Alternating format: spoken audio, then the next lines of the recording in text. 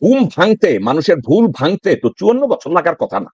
আমাদের দেশের কিছু লোকজন আছে হাসিন ভাই, আপনি তাদেরকে, ভারতের সমালোচনা তো দূরে থাক, ভারত আমাদের ক্ষতি করছে, ভারত আমাদের মেরুদণ্ড ভাঙ্গা দিছে, ভারত আমাদের ভালো চায় না, এ ধরনের কোনো কথা তাদের সামনে আপনি আলোচনা করতে পারবেন না। আপনি যদি করেন তাহলে আপনারা বলবে তুমি একটা বাবা ছাড়া বেইমান, তোমার কোনো জন্মের ঠিক নাই, ভারত হচ্ছে আমাদের বাবা। আচ্ছা, তাদের কথাবার্তা শুনলে আমার একটা জিনিস মনে হয় যে তারা বোধহয় কোনো একটা যুগে ভারতের কোনো মন্দিরে তাদের মা, তারা এমন ভাবে কথা বলে তাদের মা ভারতের কোনো মন্দিরে সেবী ছিল, ওখানে কোনো ব্রাহ্মণ বা পণ্ডিত ঔরসে এসব লোকজনদের জন্ম। আমরা কি 54 বছর পরে আমাদের ভিতরে যেই চাওয়া ভারত, আমার ভারত, আমার গণেশ, মানে এই বিষয়টাকে আপনি কিভাবে ব্যাখ্যা করবেন আসিন ভাই? আমি, আমার কাছে নাই, আমি আপনার সাহায্য চাই, কিভাবে ভাই ব্যাখ্যা করবেন? ভাই, আমি একটু বলি। এই ব্রিটিশ আসার পরে আমরা এই যে নতজানু নীতিটা আমরা বেশি করে শিখছি। এর প্রধান কারণ হলো আমাদের ধর্মীয় নেতারা। এনারা আমাদের বলছেন ইংরেজি শিখতে হবে না। ইংরেজি না শেখার জন্য আমাদের কোনো জব ছিল না, কোনো জব ছিল না। কি ছিল? কলম দানিতে কালি ভরে দেওয়া, পাখা আর ওরা গিয়ে মালির কাজ, এই তিনটা কাজ ছিল, আর কোনো কাজ ছিল না। সবগুলো নিম্ন শ্রেণীর কাজ। যেখানে সেখানে আন্দোলন হচ্ছে, তখন কি করা হলো, ব্রিটিশ চিন্তা করে ইনকোয়ারি করলো কি করা যায় হুজুরদেরকে। তখন হেড মৌলবী নামে একটা অ্যাপয়েন্টমেন্ট দেওয়া হলো প্রাইমারি স্কুলে, যাতে একটা মাঝামাঝি হেডমাস্টার না না। এখন এখানে দোষটা আমাদের ধর্মীয় নেতাদের। আমরা শিক্ষিত হতে চাই নাই, ব্রিটিশের সুযোগ নিছে। আর ব্যক্তি চরিত্রে ভাই আমরা কিন্তু একটু ভিন্ন তো আপনাদের আমেরিকানদের থেকে বা ইউরোপিয়ানদের থেকে। আমরা মিশনে যাই, ওখানে ব্রতলে যাওয়া হালাল, কিন্তু আমি তো বাঙালি মুসলমান, আমার জন্য তো হালাল না। ইভেন ওই এলাকা গেলে আপনি কন্ডম পকেটে নিয়েছেন যেটা চেক করে মেলে পুলিশ, এটা তো আমি আলোচনা করতে পারি না বাসায়। যে কালচার ভিন্ন। জিয়া সাহেব যে জিনিসটা বললেন, একই সেনাবাহিনী হিলটাতে যেভাবে যুদ্ধ করে বাইরে করতে পারে না, তার মূল কারণ হলো হোমসিক। আমি আমার পরিবারের কাছে পবিত্র থাকতে চাই, বাচ্চার কাছে পবিত্র থাকতে চাই, বিতর্কে ঊর্ধ্বে থাকতে চাই। আমি ঘর কোণে, আমি কিন্তু ওই বিদেশিরা যুদ্ধ করতে পারবো না আমেরিকানদের মতো। টাকার জন্য যাচ্ছি বিদেশে, আমি ঘর কোণে চাই, আমি ঘরকে সার্ভ করতে, বাচ্চাদের ভালো থাকুক। আমার দেশের জেনারেলরা বলেন, সৈনিক বলেন, তার বাচ্চা অসুস্থ, সে নিজে অসুস্থ হয়ে যায়। ইউরোপিয়ান আমেরিকানরা হয় না। ইভেন তার মা অসুস্থ কিনা তা বদার করে, কিন্তু রাষ্ট্র দেখবে। আমার মাকে তো আমার বউ দেখতে হয়, আমার আমাকে দেখতে হয় মাকে। আমার মা কাঁপাচ্ছে বল, বোনের কাঁপাচ্ছে বল, এসব তো আমরা টেক কেয়ার করি। আমাদের কালচারটা ভিন্ন, আমাদের নিয়ম কানুন গুলি হওয়া উচিত ভাই এই আমাদের কালচার করে। কিন্তু আমরা ফলো করি ইউরোপিয়ান কালচার। আমাকে তো মনে করেন যুদ্ধের সময় আমি স্যারকে বলছি আগেও, যে সিলেটের শরীরকে আপনি তো সাতক্ষীরা যুদ্ধ করতে পারবেন না, যুদ্ধ প্রথম দিনে ভেঙে যাবে। আগে থেকে কেন করেন না? এত সুন্দর কালচার, সে তার পরিবার বাঁচানোর জন্য যুদ্ধ করবে। আজকে দেখেন, আমরা এই সবকিছু দিয়ে সব দেশের তুলনা হয় না, কালচারে বড় ফ্যাক্টর। আমরা এই ঘর করে ঘরের মধ্যে থাকি। আসিন ভাই, আপনার আমি একটা জায়গায় দেই, আপনি যদি আমার এই কম্পারিজনটা দেখেন, আপনি বলছেন ব্রিটিশরা আমাদের স্বভাব নষ্ট করে গেছে, ব্রিটিশরা আমাদের স্বভাব নষ্ট করে গেছে, আমাদের দাস বানাইছে, আমাদের দাসের মতোই দেখছে। আমরা কি এখন ইন্ডিয়ানদের ব্রিটিশ হিসাবে দেখি? বাংলাদেশিরা এটা কি, তো আমার আমরা কি বাংলাদেশের লোকজনরা যারা ধরেন আওয়ামী লীগ করে বা ভারত, বাংলাদেশের লোকজনরা কি এখন ইন্ডিয়ান কোন লোকজনদের দেখলে তারা কি মনে করে নাকি এরা অ্যাংলো, এরা সাদা, এরা ব্রিটিশ, এরা আমাদের প্রভু, এই জন্য তাদের প্রতি আমাদের এত দুর্বলতা? অবশ্যই তাদের চেতনা হলো কি 71 তারা মনে করে ভারত আমাকে স্বাধীনতা দিয়েছে। আমার কথা, আমি কবে পরদিন ছিলাম পাকিস্তানের কাছে, এর আরেক বিতর্কে আসবে। আমি 7.5 কোটি লোক এক জাতির, আর 5.5 কোটি লোক 4 জাতিতে মিলে, আমি তো কোনো পরদিন ছিলাম না। এই মিথ্যা গল্পটা আমাদের ভারত শিখেছে। আমাদের শিক্ষিত লোককে আমাদের সমস্যা, এই সুশীলরা আমাদের সমস্যা। আমাদের জনগণের স্পিড আছে, সাহস আছে, আমাদের এই নেতাদের জন্য আমরা পারি না। তাদের কমফোর্টের জন্য আমরা সমস্যা হয়। যতগুলি দেখেন উচ্চ নেতা এমপি সবার আবাসস্থল বিদেশে, এদেশে না। বিপদে পড়লে এরা সব চলে যাবে। আমরা এবার চাইছিলাম ওই লোকদের কি নির্বাচিত হোক, কারণে কারণে পারি নাই। বাট এই যে আমাদের জুলাই বিপ্লবে একটা চেতনা হয়েছে ইন্ডিয়ান, আমার মনে হয় এটা ধারাবাহিক থাকবে। এবার দেখছি আমরা মারা নিয়ে গেছি খাবার বাচ্চার জন্য, এটা বিশাল ব্যাপার। আমার বই আমাকে প্রথমে চাইনা ধরতে যায়, বাইরে যায়ও না। আমি দেখতাম আমার মেয়েরা বেড়ে আসুক, একদিন মেয়েরা বেড়ে গেছে। রাস্তা যায় দেখি মা পানি নিয়ে ঘুরতেছে, কার পানি লাগবে, কার পানি লাগবে, 10 নম্বর বাসার কাছে। আমাদেরও পরিবর্তন হবে ভাই, আমাদেরও চরিত্রের পরিবর্তন হবে, আমাদেরও চোদ্দের পরিবর্তন হবে। নাহলে আমরা 14টি বের করে দিব। আমার ভাই, কিছু নাই, আমার যা আসিন ভাই, আছে তাই দিয়ে আমি আসিন ভাই, প্রায় 2 থেকে 3 কোটি মানুষ ভোট দিচ্ছে নাতে, এবং এই যে দুই ভাই। থেকে তিন কোটি, ভাই ভাই একটু শেষ করতে দেন, এই 3 কোটি হয়েছে ভারত মাতা। ভাই এই 3 কোটি হয়েছে ভারত মাতা। আমি আমি জাস্ট একটু এখনো আমি রিয়ালাইজেশনে বা কনক্লুশনে আসতে পারি না।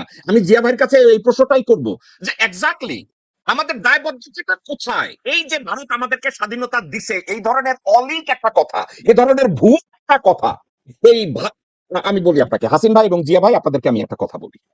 স্বাধীনতা যুদ্ধের সময় দুইজন আমেরিকান ফাদার ইন্ডিয়ার বর্ডারে ছিল, বাংলাদেশের বর্ডারে ছিল, এবং তারা দুইজনই ছিল, রবিশঙ্করের কথা আপনাদের মনে আছে? সেতার বাদক রবিশঙ্কর মেডিসন স্কোয়ার গার্ডেনে বাংলাদেশের মুক্তিযুদ্ধের সময় ফান্ড কালেকশন করছিল, মাইকেল জর্জ হ্যারিসন দিয়ে গান গাওয়াইছিল, বাংলাদেশ বাংলাদেশ এই গান গাওয়াইছিল।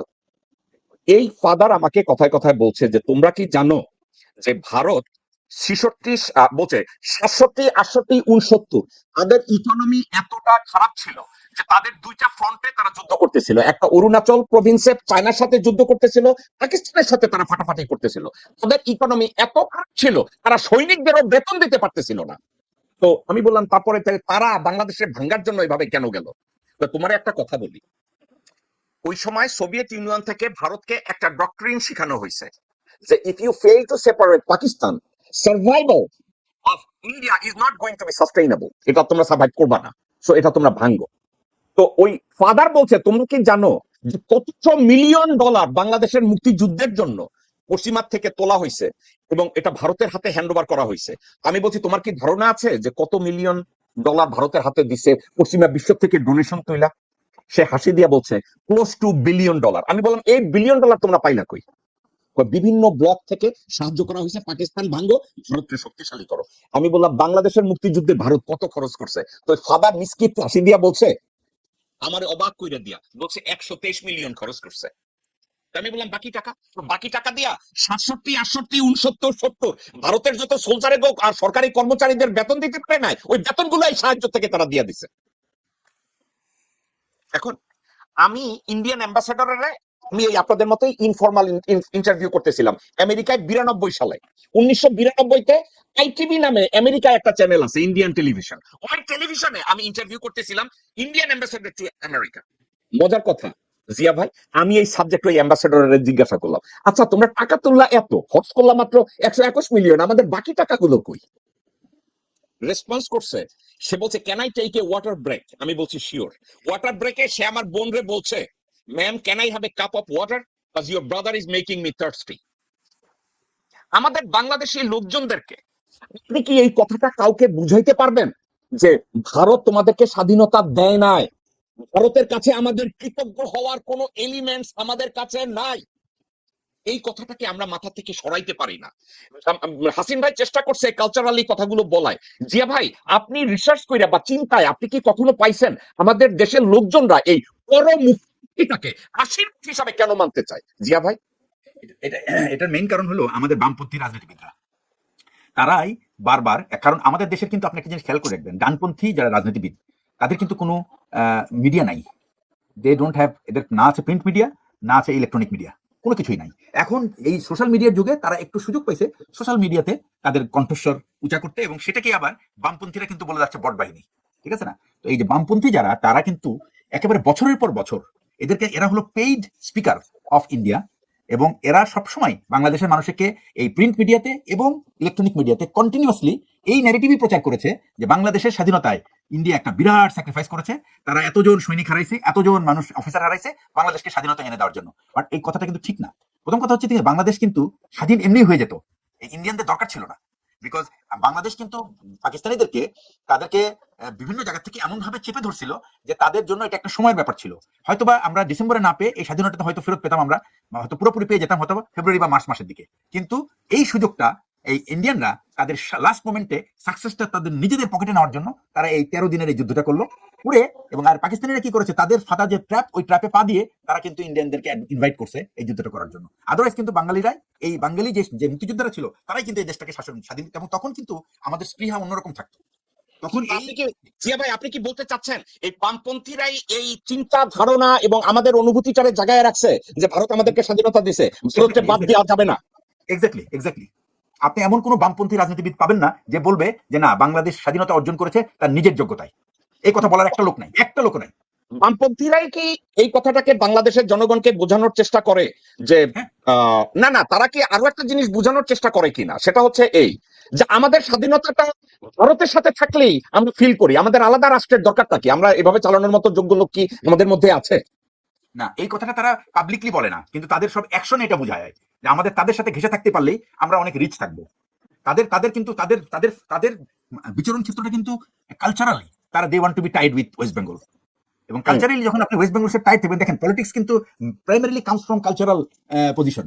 তো কালচারালি তারা যেহেতু এত ডোমিনেট করে থাকে, সুতরাং ওই ইন্ডিয়ান ন্যারেটিভটাই কিন্তু তারা বারে বারে প্রচার করতে থাকে এবং এটাকে গ্লোরিফাই করার জন্য যখন সুযোগ পায় তখন এই যে এবারে আপনার আমাদের বাংলাদেশের মুক্তিযোদ্ধারাও যারা তারাও কিন্তু খুব কেমন জানি খুব মানে দেয়ার ওভারওয়েলমড, মানে ইন্ডিয়াতে যায় ওই মুক্তিযোদ্ধাদের এক সম্মেলন বানায়, সেখানে যায় কথা বলতে পারলে তারা মনে করে তারা অনেক, তারা কিন্তু তারা নিজেদের ন্যারেটিভ তারা নিজেদের দেশে তৈরি করতে চায় না, তারা চায় যে তাদেরকে প্রজেক্ট করা হোক, ওখানে নিয়ে যায়, এখানে আসুক, এখানে যখন তারা নিজেদেরকে প্রজেক্ট করতে চায় না, তারা চায় যে ভারতীয়রা থাকলে তাদের প্রজেকশনটা একটু বাড়বে। এটা একটা আন্তর্জাতিক গ্রহণযোগ্যতা, যার কারণে আপনি যখনই কোনো রিসার্চ করতে যাবেন আপনি সেই রিসার্চের কিন্তু সব জায়গায় আপনি পাবেন যে বাংলাদেশের স্বাধীনতার মূল অনুঘটক হলো ভারত। বাংলাদেশের মুক্তিযোদ্ধাদের রোল অতটা গ্লোরিফাই করে না, কোনো রিসার্চই এটা করে না। ইভেন বাংলাদেশের মুক্তিযোদ্ধারাও তারা নিজেরাও চায় না নিজেদের গ্লোরিফিকেশন, যার কারণে আমাদের আপনি দেখেন পুরো মুক্তিযুদ্ধটা কিন্তু পরিচালনা হয়েছে কিন্তু সেই বাঙালি অফিসারদের দিয়ে, তারাই কিন্তু এই মুক্তিযোদ্ধাদেরকে সংগঠিত করছে, তারাই মাঠে যুদ্ধ করাইছে। কোনো আপনি আওয়ামী লীগ নেতাকে পাবেন না আপনি এখানে, এরা যারা ছিল সব সাধারণ মাঠের কর্মী। যে ভাই না, আপনি আর আমি কি কনক্লুশনে কি এইটাই খুঁজে পাই যে আমাদের বাংলাদেশি বিশাল একটা জনগোষ্ঠী ভাই, 1.5 কোটি 2 কোটি জনগোষ্ঠী ভাই, ছোট জনগোষ্ঠী না, বিশাল একটা জনগোষ্ঠীর মাথায় একেবারে ক্যান্সারের মতো ঢুকে আছে যে ভারত আমাদেরকে স্বাধীনতা দিছে, ভারতকে বাদ দিলে আবার বাংলাদেশ কি।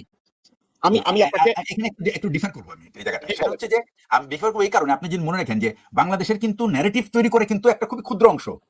আপনি যে ভোটার দেখছেন এরা কিন্তু তার স্বইচ্ছায় এটা দেয় নাই, যে না ভোট, আপনি যাদেরকে বললেন যে এরা হইলো এই যে না ভোটের যারা ভোট দিয়েছে আপনি এদেরকে কিন্তু মোটিভেট করছে কিন্তু খুব ক্ষুদ্র একটা অংশ, এই ক্ষুদ্র অংশটাই হলো আমাদের ক্যান্সার।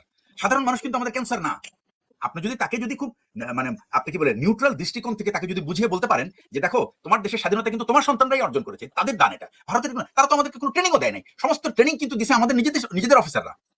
আমাদের যারা ইস্ট বেঙ্গল রেজিমেন্ট, পুলিশ এবং ইপিআর এরা মিলে যে প্রশিক্ষক দল তৈরি করেছে তারাই কিন্তু অ্যাকচুয়ালি এদেরকে প্রশিক্ষণ দিয়েছে। ভারতীয়রা তো কোনো প্রশিক্ষণ দেয়নি, তারা অস্ত্র পর্যন্ত দেয় নাই, তারা যা দিছে শেষের দিকে সেগুলো সব ছুড়ে ফেলে দিতে হয়েছে, কারণ এগুলো কোনো কাজ করতো না।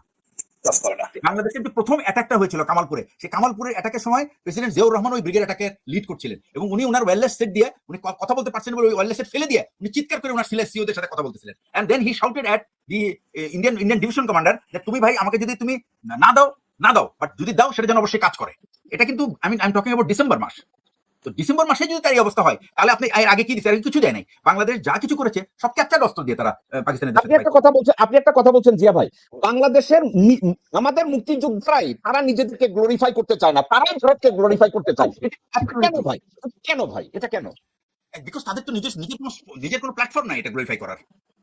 বাংলাদেশের যারা এবং বাংলাদেশের মুক্তিযোদ্ধারাও মনে করে যে এই ডানপন্থীরা যারা নাকি ডানপন্থী তাদের কাছে যদি মিডিয়া থাকে তাহলে তাদেরকে গ্লোরিফাই করা হবে না, এই জন্য তারা ওই বামপন্থীদের সাথে ঘেঁষে থাকে। এই জন্য তাদের কাছে প্রিয়, কারণ ওইখানেই তো প্ল্যাটফর্ম আছে, আর কারোর কাছে প্ল্যাটফর্ম নাই। ওকে হাসিন ভাই আমি আপনার কাছে আসি। ভাই আমি বলি মুক্তিযুদ্ধের সংখ্যা কত, তোরা কিভাবে অরিজিনাল মুক্তিযুদ্ধরা তো কথাই বলতে পারতেছে না, আর বাদে 2 নম্বর মুক্তিযুদ্ধ ভরা শহীদের ক্ষেত্রে একই সংখ্যা। আজকে কিন্তু মেজর হাফিজ বলছে যে স্বাধীনতা যুদ্ধের সময় সর্বসাকুল্যে মুক্তিযোদ্ধার সংখ্যা ছিল 1 লাখ, কিন্তু এই মুহূর্তে আমি যখন তালিকা দেখি 3 লাখ, এই 2 লাখ আইলো কোথা থেকে? এইটাই কথা স্যার, এই জন্যই মুক্তিযুদ্ধের কথা বলে না স্যার। আরেকটা কথা বাদ দিয়েছেন আপনি, একটা লোক কামাল করে ইন্ডিয়া আর্টিলারি ফায়ার করছে, গোলাটা পরের কথা পাকিস্তানের গায়ে পড়ছে, আমাদের গায়ে, এই ভারত। আপনার তো বলেন স্যার মজার জিনিস, এইগুলো ইন্ডিয়ান আর্টিলারি। এখন ভাই কথা হলো এই বামপন্থীকে নিয়ে আমি চাই বামপন্থীদের দর্শন নিয়ে এই পশ্চিমবঙ্গকে স্বাধীন করে দেওয়ার জন্য। আমরা তো ভালো আছি, পশ্চিমবঙ্গ তো ভালো নাই, এই জিনিসটা ওদের বুঝতে পারলে ওরা স্বাধীনতা দেয়, ঝামেলা তো থাকেন। এরা আমরা কোনোটাই করতে পারি না, এরা একবার আমার চিটাগাং নিয়ে যায়, একবার আমার উত্তরবঙ্গ নিয়ে যায়, আমার কোনো মিডিয়া কথা বলেন। তো আমি বলবো দেখো ভাই একটু আপনারা তো বললেন বিদেশে আছেন, তো আমরা মুর্শিদাবাদ আমার দিয়ে দাও, আগরতলা আমার দিয়ে দাও, এগুলি বলে আমরা থাকবো, আমি থাকবো, দিয়ে থাকবো, আমরা দেশে বসে চিল্লাবো, ইনশাআল্লাহ আমার দেশের জন্য কথা বলবো। কারা রইল বোকাপাট, কারা রইল বোকাপাট, ভেঙে ফেল পারলে লোপাট, রক্ত জমাট শিকল পুজোর ভাষণ বেদি। ওরে ও তরুণ নিশান, ওরে ও তরুণ নিশান, বাজে তোর গলায় বিশাল ধ্বংস নিশান, প্রাচীর প্রাচীর ভেদি। কারা